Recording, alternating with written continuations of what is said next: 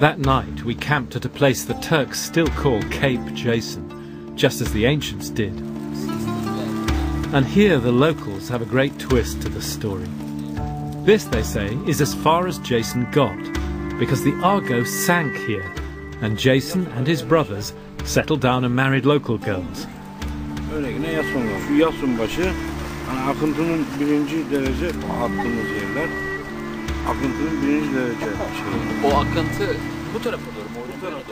There were three ancient Greek brothers who were called Iásona, which is Jason, Gerson, and Samson.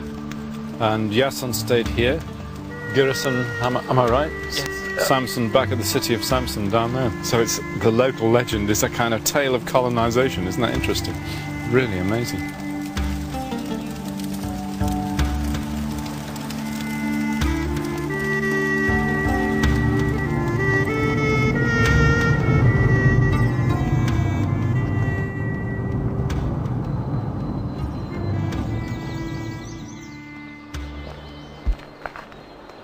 Civilizations rise and fall, religions change, but not the human imagination, which hands on the gifts of the past, almost like a genetic code.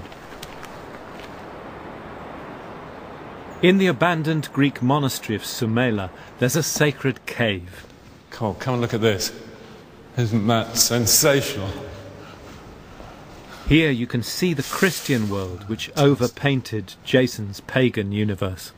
But they still share the same myths, the divine woman, the supernatural powers, and the heroes. You can see Jonah and the whale looking very like Jason being delivered from the dragon, isn't he? The hero's task is still to enter the realm of death. The saints, the heroes. And by his courage and steadfastness gain everlasting fame. It makes you realise that all the great myths of humanity, the story of Jason and the Golden Fleece included, are really about the conflict between good and evil and facing up to death.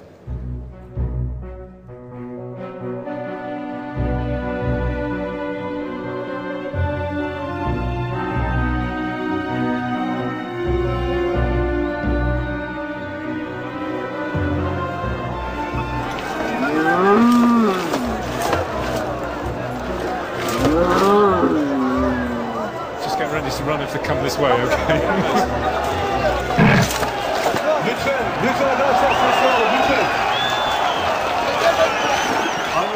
Just before the Georgian border, I stumbled on a bull festival straight out of Jason's world. You think of all those Greek myths, like Zeus, the king of the gods, takes the form of a bull to seduce Europa. It's the bull that comes out of the sea to father the Minotaur, the bull-headed monster that inhabits the labyrinth. There's something about our dreams here. Just look at this. Jason doesn't know it yet, but that's one of the tests that lies ahead.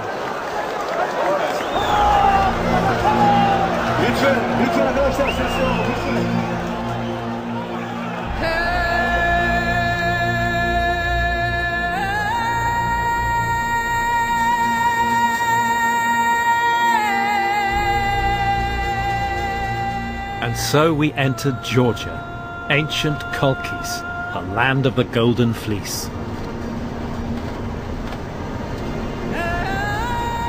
Georgia has a wonderfully rich history. For centuries it's been a bridge between East and West. And that bridge was first created by the ancient Greeks, who began to found colonies here after 600 BC, as they saw it, following in the footsteps of the Argonauts.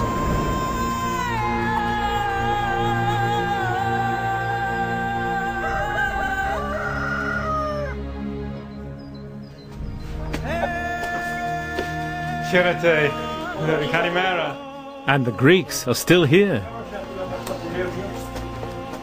This is Michael's mom, and the children are preparing pictures for us. Oh my God, you're not going to believe this. Look at this. Они побежали все за фотографиями. Look at this.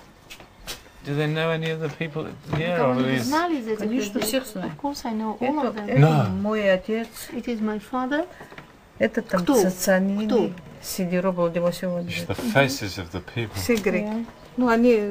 The lyre player could almost be Orpheus. There's Atalante, the runner. And there's young Jason himself, big-boned, open face. Ευχαριστώ πάρα πολύ. Πολύ ωραία. Εντάξει. Γεια μας.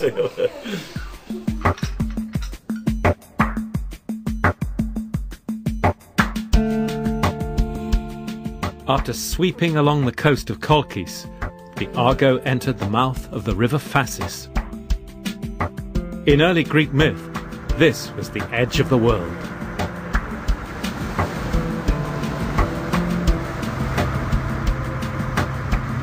See the surf line there, which is the waves meeting the river as it pours out. We're going to try and get through that. Today the Phasis is called the Rioni. We've struck land already.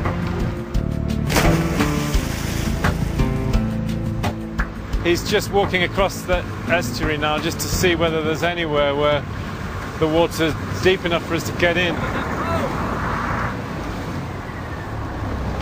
Ancient heroes may have sailed into the Phasis, but of course people don't do that today. Port's the other side.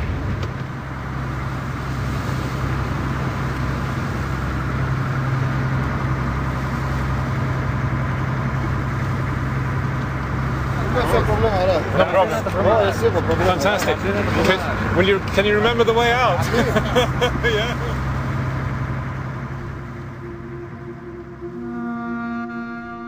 Now, strange as it may seem, the Argonauts had got all the way to Kolkis without stopping to think how they would get hold of the fleece. So they held a council of war. Some of the heroes favoured using force, but Jason suggested a more subtle tack. "My friends," he said, "you stay here on board while I go and parley with their king. I'll sound him out, see if he's arrogant and confident in his power, or if he's friendly. Maybe we can strike a bargain. In exchange for the fleece, the heroes of Greece could offer to vanquish his enemies."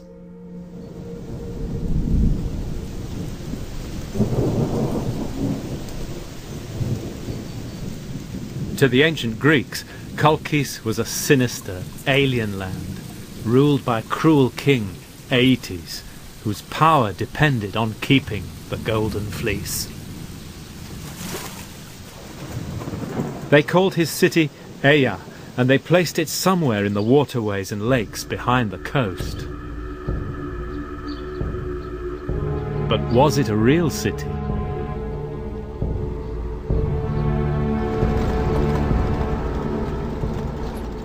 Needless to say, archaeologists have combed this part of Georgia looking for the city of the sun god.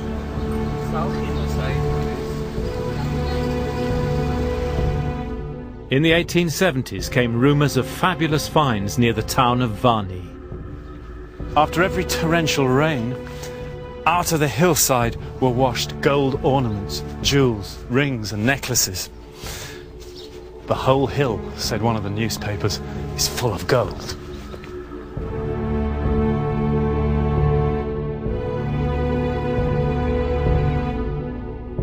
The gold of Kolkis even drew the legendary excavator of Troy, Heinrich Schliemann, the man who found the jewels of Helen and the mask of Agamemnon. Perhaps Schliemann hoped to find the Golden Fleece itself.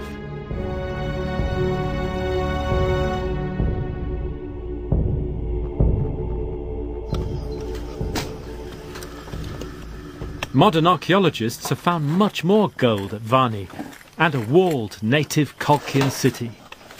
So what have you got here? Do you know yet?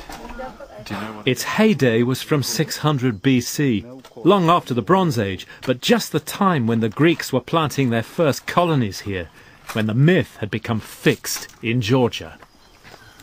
Do you think there could possibly have been an expedition here to this place in the Bronze Age to Kolkis? Maybe in the myth. some memory preserved about the first explorers of the Black Sea area. And maybe this is connected with the